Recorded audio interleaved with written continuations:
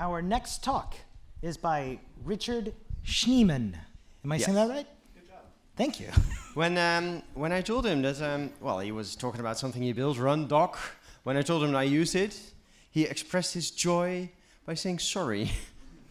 It's a weird way of being thankful. Anyway, and but on the other hand, he was teaching a master course in programming, and he made all the material available for free online, and I think that's a very nice move of you. Thank you. Yeah. Well, without further ado, give it away. Take it away. Warm welcome for Richard. It is time to set sail. So hello, everyone. My name is Richard. Thank you for the great introduction. On the internet, I go by Schneems. Some people who know me know that I love Ruby. So much, in fact, that I married her. This is my wife. Her name is Ruby. We have two wonderful children. I'm not going to talk about them. I will talk about one of my dogs. His name is Hans Peter von Wolf, the fifth. He is, in fact, the fifth Hans Peter von Wolf. My grandfather owned the first one. It's a bit of a mouthful to yell out the door, so instead we just call him Cinco. I maintain a service. Well, I created a service called Triage. It's the easiest way to get started in open source. Also, it sends you issue contribution ideas as well as documentation ideas, so if you want to contribute to a Ruby project. I work for a small startup based out of San Francisco. You might have heard of it. It's called EuRuKo.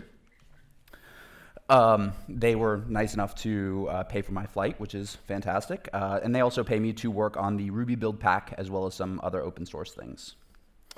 Before I get started, though, I want to talk a little bit about a backstory. When I started working on this talk, if you follow me on Twitter, you might have seen that I hurt my hands pretty bad. So bad, in fact, that I had to take a couple weeks off. And about the time that I started writing this presentation, I was limited to using an eye tracker and voice controls for my input devices on a computer. So here's what that looks like. Click.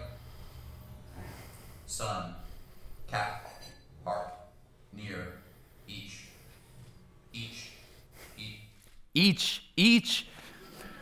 So how did I make such an amazing presentation without use of my hands? So you can give a hand to my hands. This is Caleb Thompson. I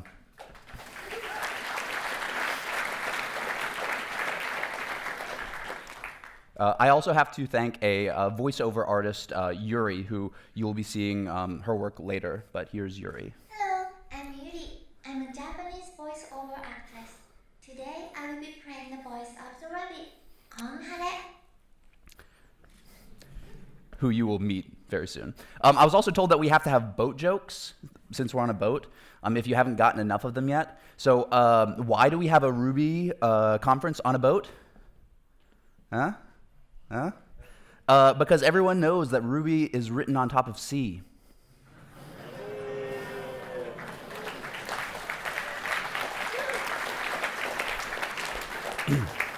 All right, so this is true. This is a true thing. The RSS David Attenborough has a submarine named Bodie McBoatface. To repeat, the name is Bodie McBoatface. I don't have a joke. It's just like, this is life. That's the actual name, and even though it's a funny name, it has actually made serious contributions to climate science, which is pretty cool. I also maintain Puma, and we're about to release Puma 4 soon, but in order to, before I can release it, I have to get back to port. This talk is mostly about performance, and I did find something that I think can really make Ruby faster. I was thinking about this on the way over here, and I think that's the problem right there. You just got to take the sleep out. So that's it. All right, okay. So who knows who this is? All right, good. So this is Marie Kondo. She's a world-famous organizing expert. She has a Netflix TV show. She has a number of books. They're all fantastic. And I want to show you quickly a clip that she has been working on. She looks excited. I'm so excited because I love Object allocations. It's a never-ending battle to find Object allocations. Oh, I want things to be more simple. I don't know how to fix it. with the big. Object allocations. It's gonna be more chaos. Oh my god, we have too much stuff.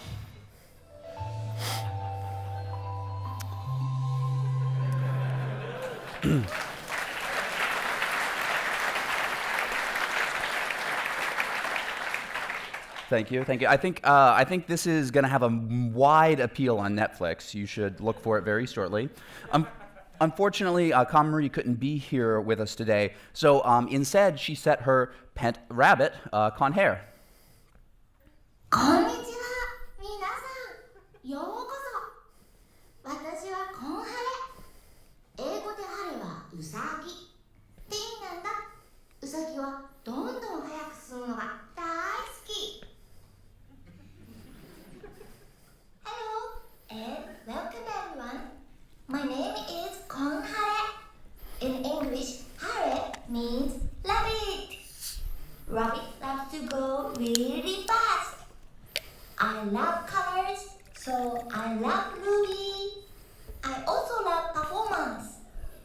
Today, you're here to hear the Kon Hare method of tidying your Ruby applications. All right, that's great. Can you tell us a little bit more about that? What method? First, take all of your object allocations and put them in a pile where you can see them. Next, consider each one. Does it sparks joy? Finally, keep only the object that sparks joy. How do you know if an object sparks joy? If an object is very useful and keeps your code clean and it's not causing performance problem, then it sparks joy. If an object is absolutely necessary and removing it from your code causes it to crash, then it sparks joy. The last one's kind of a technicality. When we put all the objects in front of us, it will help to determine which ones we can consider getting rid of. Okay, all right. Thank you very much. I see where you're going. To put all of our objects into a pile, we're going to be using two tools. We're going to be using Memory Profiler as well as derailed benchmarks, which is going to help us benchmark our Rails applications. So first, we're going to start out with a little bit of a quiz. Here's a benchmark of two different ways of doing the same thing, determining the largest value of two inputs. So here you can see we are allocating an array and doing the comparison with the array. And here we can replace that with another method that does not use an allocation, but instead it is a direct comparison. So who thinks the array method is faster? Who thinks the other method is faster? Okay, good. So I will tell you that that is correct, but does anybody have any idea about how much faster? Just shout out a number. 10,000, okay. Did somebody say pi? Okay. So the it is 2 times faster, so thank you, somebody nailed that. I don't have any treats to give out, unfortunately. And that's a really big, to me, both of those methods do the exact same logic, so that's a really big performance difference. And in general, touching memory is going to be slower than performing comparisons and calculations. And this is not just true in Ruby, but this is true in every language. For example, if you're writing C, then calling malloc is going to be slow, and you want to avoid it. Since we know that Ruby allocation is expensive, and we've seen that we can optimize some cases by removing those allocations and doing comparisons instead, we can use this to make our programs faster, just like we did before in the quiz. And if we find where lots and lots of objects are being allocated, then this is going to show us where we're going to be having hotspots in our program, so we can look at that first. When we're optimizing, the percentage of bytes allocated, roughly, if we can reduce that by, say, about 1%, then on average, our program is going to get about 1% faster. And that's usually, but not always. This simplifying assumption helps us to actually benchmark faster as well. Typically, when you're writing a benchmark, you can't just run and time two things. There's a lot of variance, and you have to run them over and over again, sometimes thousands of times, sometimes millions of times. And in order to run this type of a benchmark, it takes a large amount of time.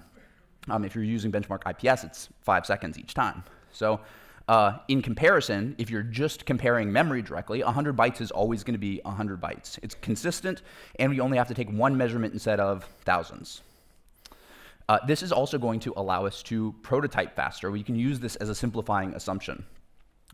You do have to be very careful once you have major changes to go back and rerun your speed benchmarks, because typically removing object allocations involves trading it for comparisons, and sometimes you might add too many comparisons. Another thing to mention is that we are going to be looking at bytes allocated as opposed to number of objects allocated. Objects are not inherently bad. Ruby is an object-oriented programming language. I recommend that you use them. But this is just my experience. And so the next thing... Excuse me? Weren't you supposed to be telling people how to get all their objects into one place so we can use a Konghare method? All right, okay. So I got a little off track there. So let's take a look at that now. Okay, be back in the hub. I'll be back in a hop, people. Come on. It's a rabbit. Okay, so the memory profiler gem is going to allow us to take all the allocations from the program and view them. Behind the scenes, it's using a nice wrapper for the object space allocation tracing. If you're trying to profile a Rails application, you can use the derailed benchmark, and the gem will hit an endpoint on your application directly from your CLI. The benefit of this is that you don't have to restart the server between changes, you don't have to refresh a browser, it kind of just works. We're gonna take a look at a real-world case study, but I'm gonna need a little introduction.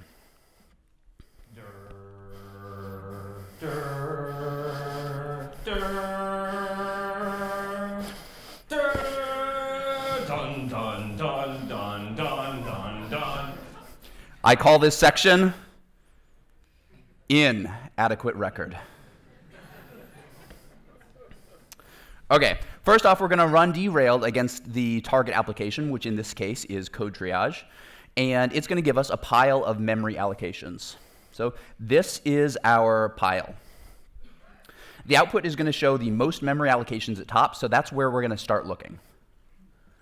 I start looking at each file from the top to the bottom. In this case, I've already done a few, and we're going to jump to this one. Once I've picked a file, then I need to zoom into it. And we can do this again by filtering our results. Here is the filtered output, and you can see that it's much cleaner now. And it looks like the majority of allocations are coming from line 270. Let's figure out what the code does by opening up that file. Here is line 270. It looks like it's allocating strings, but why? To understand, we have to figure out what the code even does. This code is inside of the respond_to method, and when we call respond_to on an object, we need to know if a method by that name exists. Because active record is backed by a database, we need to know if a column by that name exists. Typically, when you call respond_to, you pass in a symbol, but active record stores the columns as strings. On this line, we convert the symbol to a string so we can make that comparison. Then we iterate over all of the column arrays. So here's an example. If we were calling respond_to on user, we pass in email as a symbol. We're going to convert it to a string, and then we see if it matches that column, or that one, until finally we found a match. In that case, we have to use the string and actually check that that exact object has that attribute on it. So now that we know what this code does, we can ask, does this object allocation spark joy? It's in use, so I'd say it's pretty useful. It's doing a lot of allocations, so I would say not very performant. Does it help our code be cleaner? Well, not really. Is it absolutely necessary? All right, that's kind of the key question here. We don't really know yet. So let's find out. Let's see if we can refactor this code to be faster while also maintaining correctness. Looking at this, The name variable must be a string because the database columns are stored as strings, so we must make a conversion somewhere. My hypothesis is that instead of doing it here, we can find a way to perform a column check as a symbol directly. To me, this allocation does not spark joy, so let's just throw it in the trash right now. We never want to allocate a string if we can help it, so we can go ahead and get rid of this code. And You're forgetting something. You must honor this code before you get rid of it. Thank you very much. I got a little carried away with myself. The code has been in hundreds of thousands of production applications. It might not spark joy now, but it has been very useful to us. So we need to be grateful, and for that, I'm thankful. Thank you, code. We can now get rid of it. Unfortunately, if that's all we did, the application would break. So we have to figure out a way to convert the symbol to a string without allocating. We can store our column information as a hash with the symbol as a key and a string as the value. And now, if we port over our code, then we can use the hash to both check for column existence as well as using the string it returns on the has attribute method. As a bonus performance bump, here we're using a hash lookup as opposed to having to iterate over an array. So how much did that help? The patch reduced object allocations by about 1% of total memory for code triage, and it's across an entire request. It's not just like a micro benchmark. On average, my patch also caused render time to be about 1.01x faster. So I think we're basically done here. You are so lazy. You're not done yet. You have shown that it is faster, but you have not shown that these results are statistically significant. It is time to teach them the Ttest. All right, okay, so who knows what this is? This is a T. Congratulations, you have passed the Ttest. You know what I'm talking about. Show them the benchmarks. All right. Okay, so here's an example of a benchmark and how numbers can lie. We've got two objects. We've got an array. We've got a string. If we duplicate them, we can see that each is the same amount of memory in terms of Ruby. Now, which is going to be faster, duping the array or duping the string? Well, as you can see from our benchmark here, that duping the array is clearly faster, except for when duping the string is actually faster. Or, okay, so turns out both of them are exactly the same. And this is a problem that you run into with benchmarks. I could totally lie to you and just have picked one of those slides, and then you would have taken it, potentially for granted, but that would be lying with numbers. Instead, we can use students' Ttest to determine if our numbers are statistically significant. Students' Ttest was introduced in 1908 by William Seeley Gossett, who worked for Guinness. Why is it called Students' Ttest? Well, Guinness wouldn't allow its employees to publish their findings, and they worried that competitors would start using the same techniques. So Gossett published under a pseudonym. The problem is that breweries, the quality of their beer is based on the quality of the ingredients that they're receiving. And while they can sample from this shipment and sample from that shipment, they needed a way to reliably compare lots of samples from two different shipments. And so...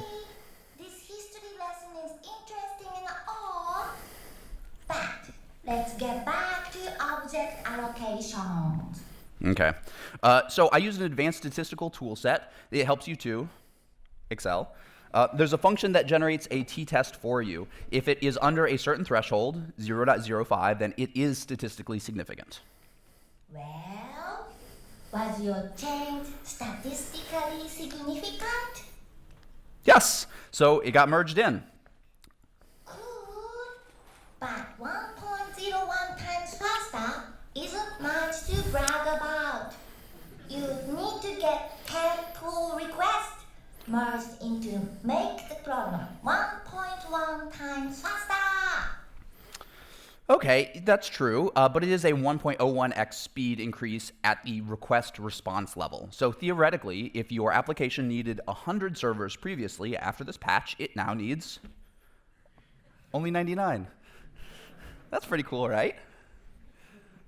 That's a good point.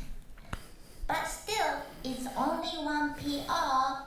Let's show these good people another example of using my world-changing tidying method.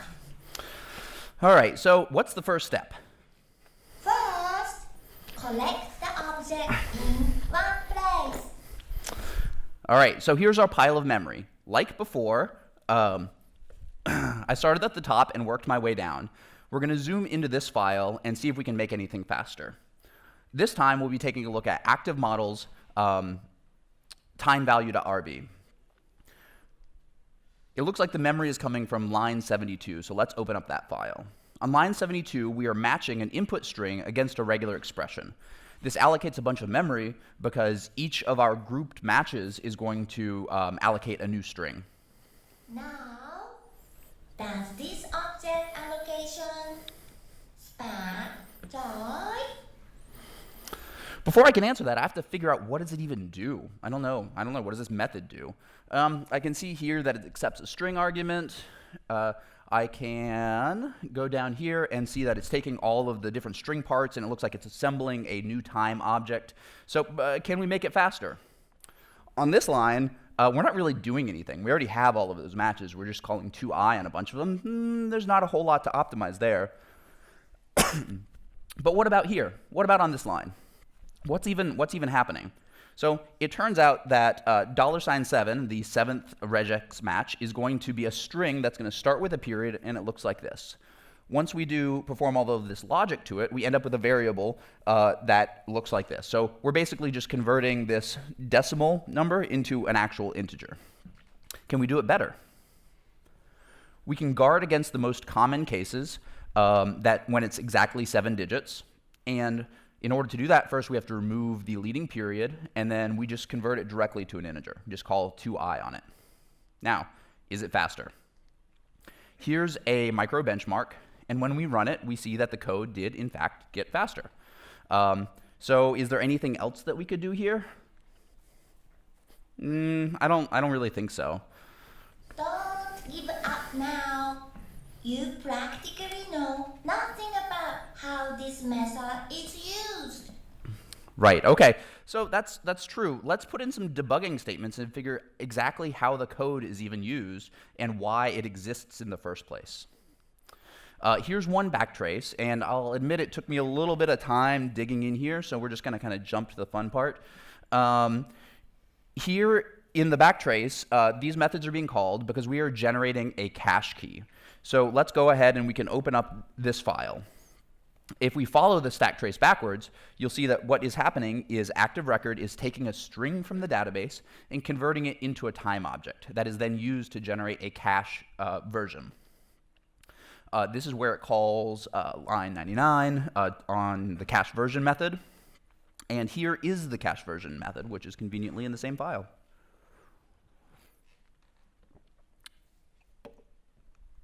And here is our culprit. What is happening is database adapters such as Postgres don't actually return a time object in Ruby. Instead, it returns a string. And then Ruby, or Active Record in this case, will lazily cast it to the values that we need. In this case, our time method is being used to convert it into a timestamp, and then that timestamp is being used to convert it back into a cache version string. Does that mean? It means it might be possibly to directly use the string rather than having to convert it into a time object first. So here's what it looks like when it comes from our driver. And here's what it looks like when we are generating the cache version format that we would like. Notice anything? We can effectively just strip out the unwanted characters here, and then we've got the exact same format. Does this allocation bring us joy? Let's take a look. So is it useful? Yes. caching is very useful. Is it fast enough? I would say no. It creates a lot of allocations. Unfortunately, it is extremely clean. The existing implementation is like it's like half of one line. It's not even a line. So is it absolutely necessary? Well, in our case, it wasn't. We can convert directly from the string we're getting from the database instead of having to do this conversion to a time object and then back. So that's pretty expensive. Here's how we could do it differently. Bam. My version of the code is complicated. It's got some guard statements, it builds on existing code, it adds cyclomatic complexity, and a couple new methods. So is my code cleaner? Absolutely not. But does that mean that the old code sparked joy just because my code is not clean? Well, that depends on you and your judgment. Before we can decide, let's take a look at the performance impact. This patch reduced memory by 5% of total memory, where previously the other patch only reduced memory by 1%. So I'd say it is, that's a pretty big change.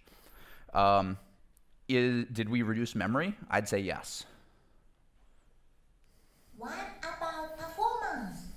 How does the 5% translate to speed? Well, it turns out that the conversion from a string to a time object is extremely CPU intensive, and that making this change gives our application a performance bump of 1.12x. So going back to our example of 100 servers, now we can get rid of 12 of them. It's a little bit better. Wow! That's amazing! I thought so. Now we have to thank the old code that helped us for so many years, and we can get rid of it. So with this optimization, including with these two optimizations I've shown, as well as some other ones that I didn't quite have time to get around to, I am seeing a total of 1.23x performance improvement in code triage, which gives us a grand total of about 19 fewer servers. Another way to look at this, it's kind of like buying 4 servers and getting 1 free. Wow! That is amazing! So this technique is useful. Let's review. Yes, let's. So first, we're going to take all of our allocations and put them in one spot so that we can see them. Next, we consider each. Does it spark joy? Finally, we keep only the objects that spark joy. Hopefully, I've convinced you that object allocation hotspots are a good indicator of where we can make performance optimizations. And now you're ready to take some of these some of these techniques into your own code. 私たちの話に来てくれてありがとう。Thank you for coming our talk. Thank you very much. My name is Richard. I go by Schneeman. Also, special thanks to Caleb Thompson for all of the help with the slides, or I would not be here. And thank you for coming and enjoying and making EuRuKo what it is.